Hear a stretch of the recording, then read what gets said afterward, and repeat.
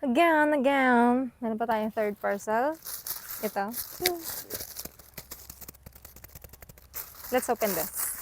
Hindi ko alam kung ano to. This one is for me. Pero syempre, for the benefit of the baby rin. Hindi ko alam kung ano to. We will do a separate video if this one is effective. Kasi sabi nila, this one is a milk booster. Kaya bumili ako nito. Ay, ang ganda. Nakaano pa siya ng karton para safe yung nasa loob, yung kanyang box. So, kudos to the seller. Taran!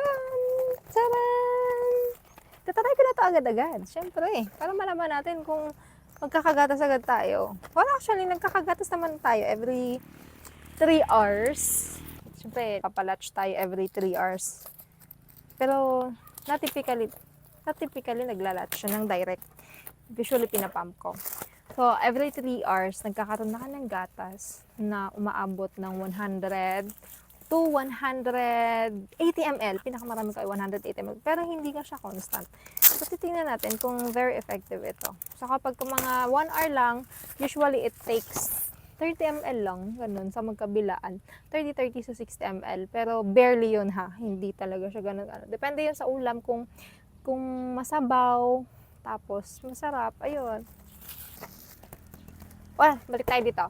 So, this one is herbal coffee mix, Lactaglow. Kasi nga, we are lactating. Kaya, Lactaglow. So, to other mothers out there, try natin to. Ako, hindi naman ako nagko-coffee.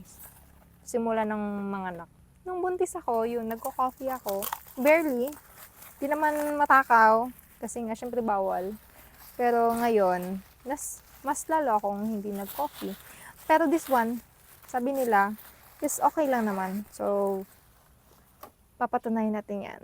Titingnan natin kung totoo. So, ang laman niya ay 10 sachet. Paano ito buksan? Ayun. Ito. So, open natin siya dito.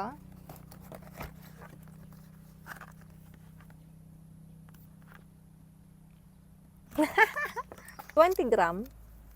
Uy, dumating na sila. Ang ingay. Marami siyang laman. Oat milk powder, coconut milk powder, coffee powder, flaxseed meal, moringa leaf, cinnamon powder, fenugreek seed powder, etc. etc. So, yun. Yan ang nilalaman. So, yan lang. Mahingi na kasi. Bye!